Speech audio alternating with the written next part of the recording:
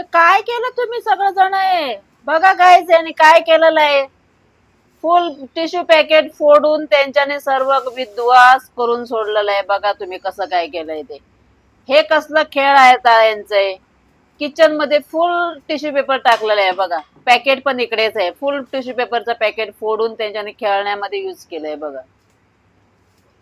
काय मुलं असणारे. सी सी सी सी अरे काय करता तुम्ही.